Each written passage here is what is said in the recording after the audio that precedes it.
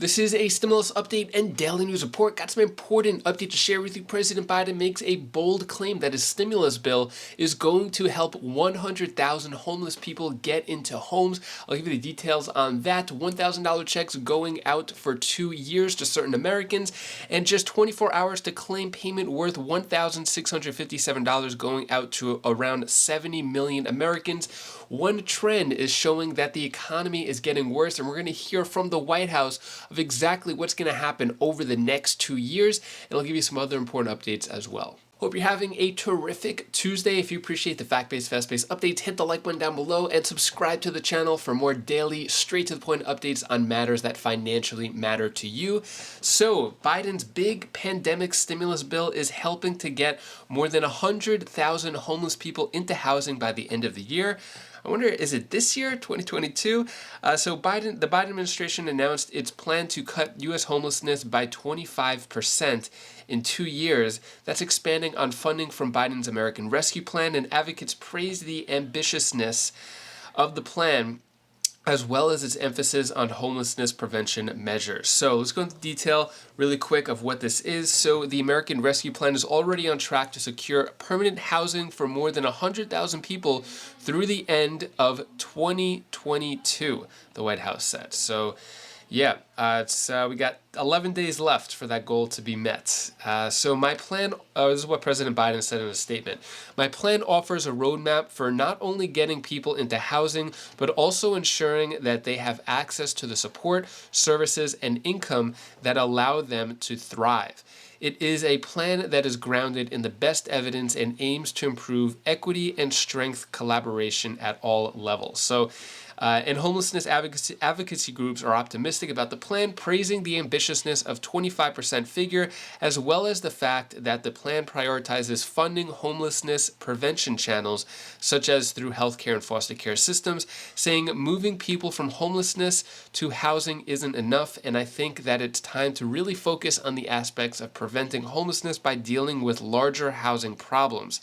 There is a lot the administration can do and make that happen. So, yeah, it looks like plan is in motion, and 100,000 people by the end of 2022. And there's more to be done as well. Let me know your thoughts on that.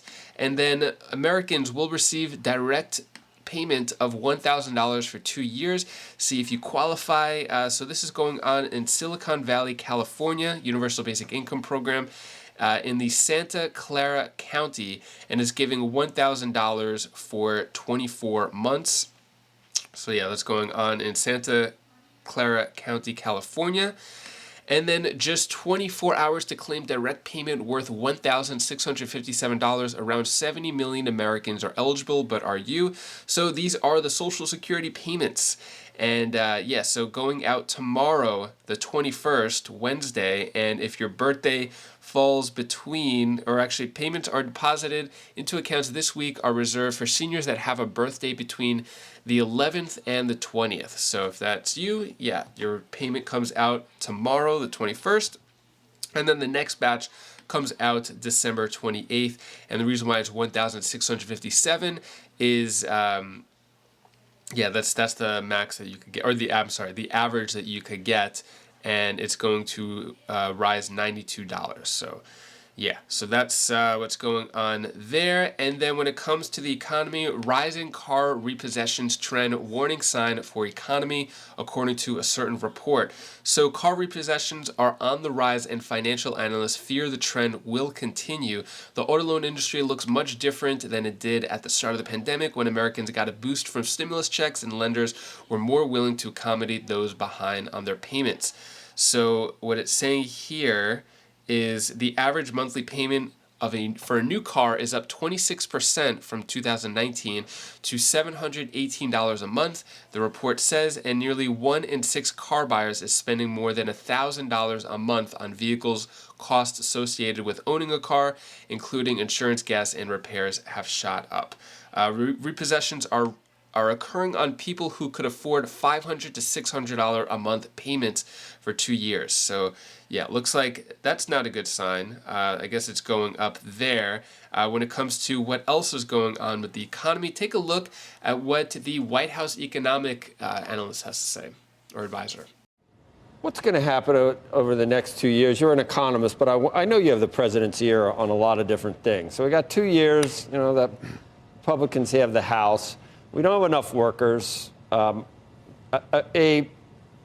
sort of an all-encompassing immigration bill is something that both sides all talk about wanting to have, Jared. That would help probably in a lot of different ways. Is there? It could be bipartisan since, you're not going to get anything done in the House anyway, any of these big spending deals, most likely anymore. Isn't that something that you could shift to? And every day we hear about what's happening down at the southern border, and not a lot of great things are happening. Why not take it on head on with the president?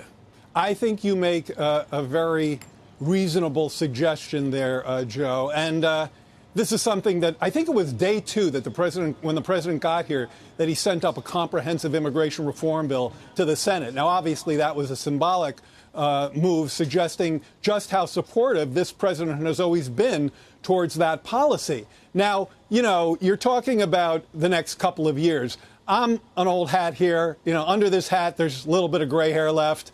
And I can tell you from all my experience here in this town that the legislative agenda can always surprise you. And President Joe Biden is pretty masterful at pulling legislative rabbits out of hats. So I wouldn't count anything out. I would not decidedly not go to a place where, the next 2 years are legislatively dead. I don't think that at all. And when it comes to labor supply, you mentioned one part of the equation, which is more welcoming immigration reform. But there's also child and elder care. Now, I grant you, there's going to be some folks in the Republican Party who are not going to support that, but there are others who might. And if we want to improve the labor supply, the labor force participation rate, particularly for caregivers, disproportionately women, affordable, accessible child and elder care has been a part of our agenda. We have great ideas lined up, and I think that would be a smart place to look also. I guess would the Fed predict 0.3% growth next year? That's not good. That's not good for anyone. But obviously, we're trying to vanquish inflation for the long term. Do you think there's going to be a recession, or do you think we'll have positive growth in 2023?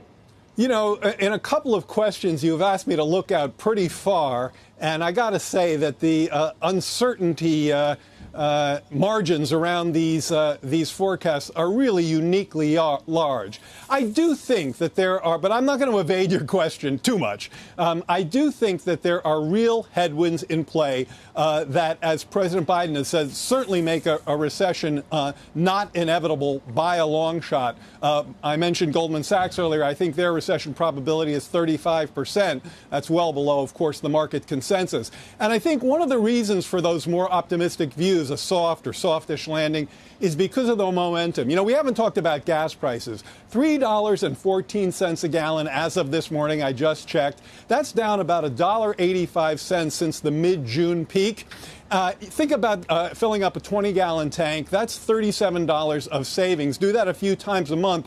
You get some of the breathing room that you hear this president has talked about. That's a positive for consumer spending, which is 70% of the GDP. We also have a labor market that, as you and I have discussed, is still going strong, providing significant nominal wage gains. That's also going to help fuel consumer spending, for which the forecast remains pretty solid. So I think there's definitely a path to a strong, to a steady, to a stable transition that's non-recessionary. So what are your thoughts? Is the economy actually going to get better? We've heard ever since inflation started that it's only going to last a little bit and it's going to be gone soon. But what are your thoughts on that? That is all the news that I have for you today to hopefully brighten your day a bit. Here's my daughter Bella's tip of the day. Hi guys, this is Bella. This is the tip of the day. I want to tell her something that you should do. But when you want to do something and you want to do a goal, then believe in yourself. Like if you want to ride a bicycle, drive a car, or do anything that you want to do, you have to believe in yourself. Believe in yourself with your mind.